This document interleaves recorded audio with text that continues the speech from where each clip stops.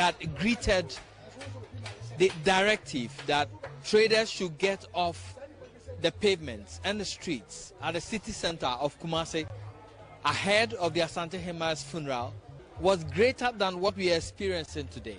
Now you can see behind me empty sheds.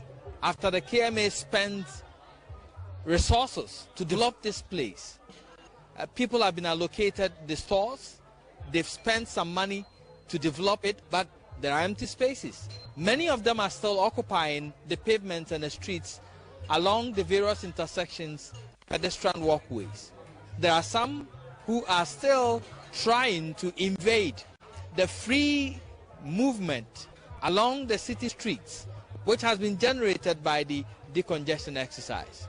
So here at the race course, which was supposed to be the destination point for the traders, the sheds have been constructed, areas have been demarcated, stores have been allocated, but the traders have refused to occupy them. Few of them are trading here.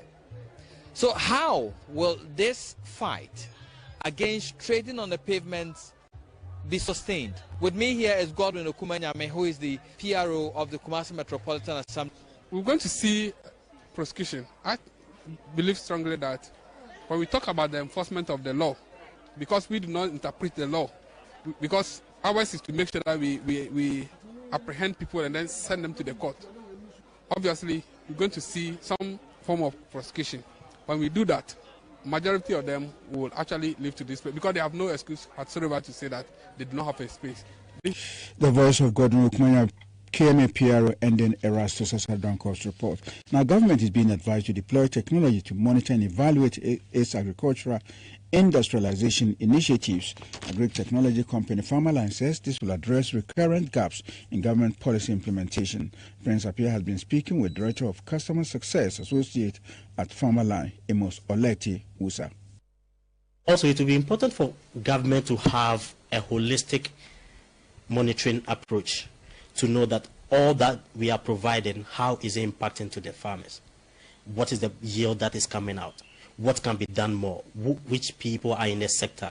What could be the collaborations to be done? Because, for example, the fertilizer distribution policy, last year about 50% was distributed based on government projections.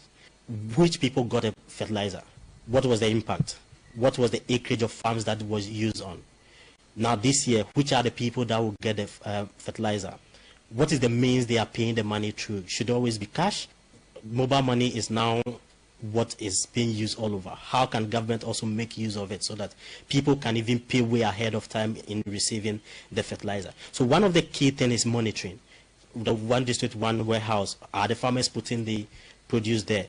What is the market availability? How are we bringing market to farmers when they store this produce? And with all this, if we don't monitor it, then it's going to be a waste in 2018. One would say that, of course, government in its thinking or in its wisdom would put in place monitoring or supervisory institutions to check all these things you talk about. You think these things are not being done or they are not enough? Or per our experience and working in the field over time, the institutions are there with wonderful people in charge.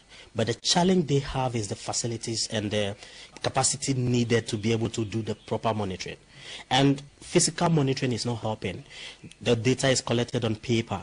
Who have access to this data? When you need the data now, how can it be made available to you? So how do we infuse ICT and build the capacity of these offices to be able to do monitoring so that at central government, with a click of a button, they will be able to know that this is what is happening in District A and District B, and this is the needed support that will be provided. So what we would say is that it is important for government to put in ICT measures and in the monitoring and evaluation process. You heard Customer Success Associate at Farmerline, Amos Oleti Wusa, speaking with my colleague Prince Appiah. Now, government has described as untrue suggestions it has made no proposal to the Public Utilities Regulatory Commission for reduction in electricity tariffs.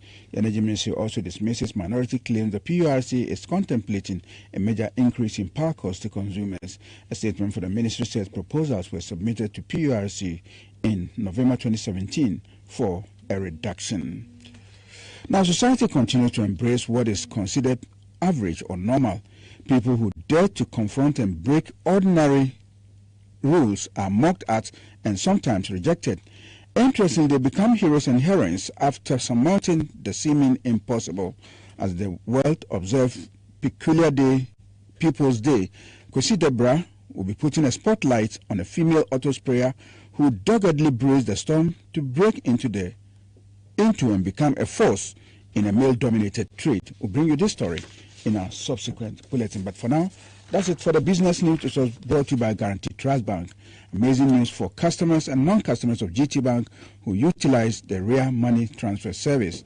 Guaranteed Trust Bank Ghana Limited has concluded full integration of the Rare Money Transfer direct-to-account service, which allows senders to remit funds either directly into the bank accounts of beneficiaries or into their own bank accounts in Ghana.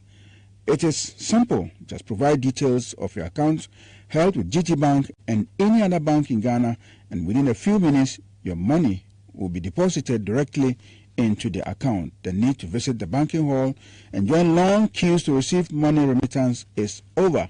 For inquiries, call 24-hour hotline 0302 966 755 or 302 677704 or toll free line 0800